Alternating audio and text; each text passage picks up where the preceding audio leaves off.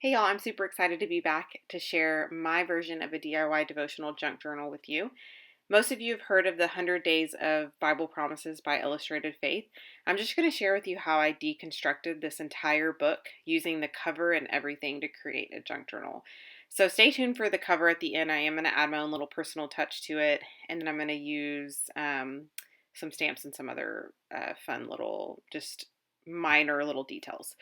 So the first thing I'm going to do is because I tore every single page out and there are 100 promises in here. So I'm like, are there 100 pages? Because there's two, oh my gosh, are there 200 pages? Ashley, seriously? The math. Okay, anyway, I'm pretty sure there's 100 pages because some of them are double-sided, but whatever. That's beside the point, neither here nor there. Basically, I trimmed off the edge and I'm going to speed this up quite a bit, so I'm so sorry for those of you who have commented in the past, way past from videos that I've done where I was really speedy. I'm just speeding this because it's so repetitive. I'm basically taking like a fourth of an inch. No. I'm basically taking like an eighth of an inch, a little bit more than that, off of each one of these pages. There are a few that got torn whenever I was tearing those out, but honestly, I took that as an opportunity to get really creative and to cut some of them a kind of a funkier, more fun size, and that's exactly what I did. So I didn't worry too much about the fact that I tore some of the words off or anything like that. I just got really creative with it, and that'll be more fun for the junk journal because you'll be able to have different fun elements that are different sizes in the page, or kind of in between each of the pages. Not each of the pages, but just kind of when you flip, it's like a little surprise where you kind of see, oh, this page is a half page versus, a full page. So again, I'm trimming off on most of these about a little over an eighth of an inch. And you'll see my little pile there. Some of them are a fourth of an inch, depending on how much what I tore off whenever I was going through each of the pages. And then some of them, of course, I cut down to a smaller size.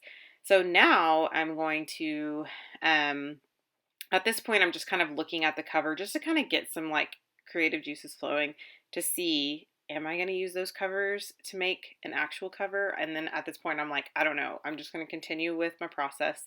So all I'm doing here is I'm simply placing, I have this Happy Planner disc punch, and I'm simply placing each of the pages in there, and I'm going to place them in the same spot every time. So basically what I did was I chose a spot that I can remember, and for me there's like some words written on it, and so I was able, you can even go in the middle of the arrow, but for me I knew where to place the page every single time because it lined up with these words that are on there, and you'll kind of know what I'm talking about if you have this. So I did that with every single page except for the smaller ones. I just kind of stuck them in there because it didn't really matter. You'll see there are some of my smaller cards or my smaller little pieces. And then I'm just going to continue punching these, and there wasn't a whole lot that you guys needed to see. You'll see that one I realized was torn, and I just kind of tore it a little bit more just to make it kind of interesting. And then I'm going to continue doing this, and I'm going to set them in a little pile, and then I'm going to work on the cover because that's kind of I don't want to say the most important part, but one of the most important parts to putting this together because you kind of want to make it your own. Well, for me, I wanted to make it my own. I wasn't even sure that I wanted to keep that front like page there that says 100 Days of Bible Promises. I'll probably kind of play with that later and maybe share with you how I like revamp that a little bit or recreate it, I guess. But I knew I wanted to personalize the front and back cover.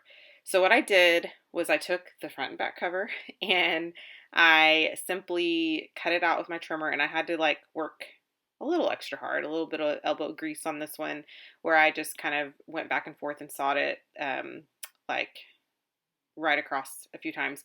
And then I just took my scissors just to kind of trim what was off, what was kind of excess hanging on.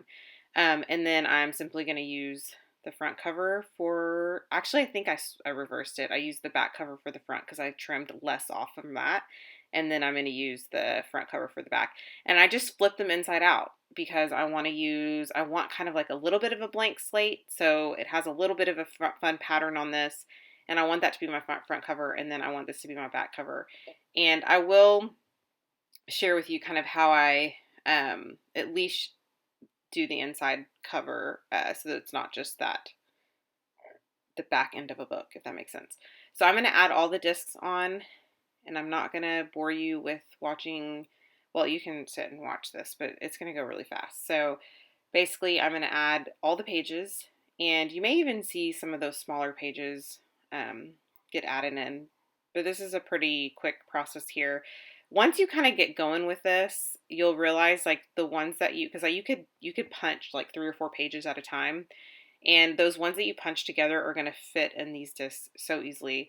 It was just those first few pages that I had to do like kind of each one individually because I punched those individually, so they already had stuff on them. Um, so let's see. I'm going to continue doing that, and then I will share with you how I decorate the front cover. I'm going to kind of slow it down too, just so that you guys don't get like motion sickness from this. So there you go. There's my back cover there, and then I had one extra disc, and then there's my front cover.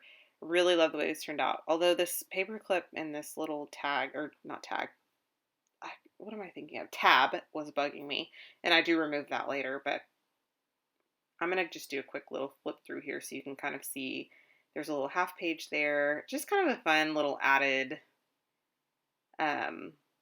interest just to make the book fun. And what's cool about this is you guys might be wondering, how is this a junk journal? Well, it's my version of a junk journal, but also you can add like little bits and pieces of like tags or envelopes, and you can have stuff hanging out. You can have ribbons. You can really do whatever you want with these disc bound, because all you need is that disc punch and whatever paper or whatever supplies you're going to use.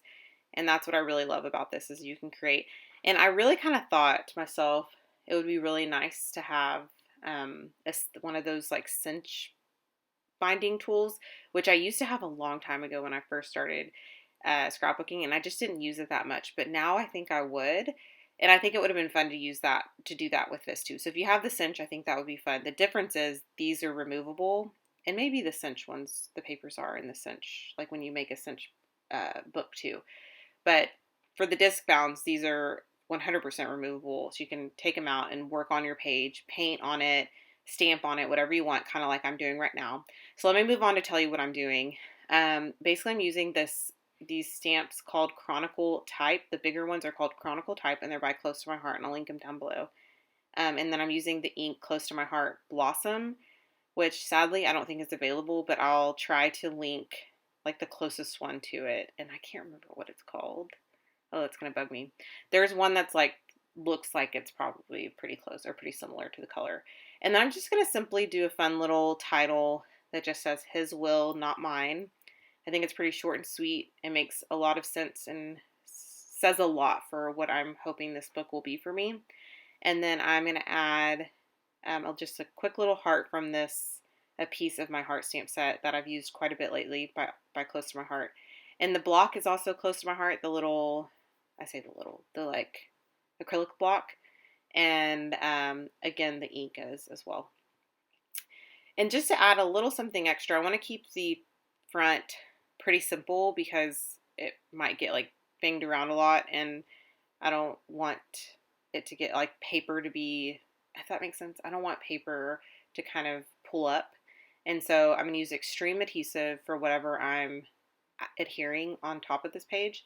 And then I'm probably just going to kind of leave it as is. And as time goes by, there might be something I add to it that I find that I really like. Now I'm going to work on the inside of the front cover. This is just to cover up the back end of that book. And so you'll kind of see what I'm talking about. So there is the back end of the book. And so if you remember, that was like when they scan it, that's like what they scan when you purchase it. So I'm trying to kind of cover that up, the little barcode.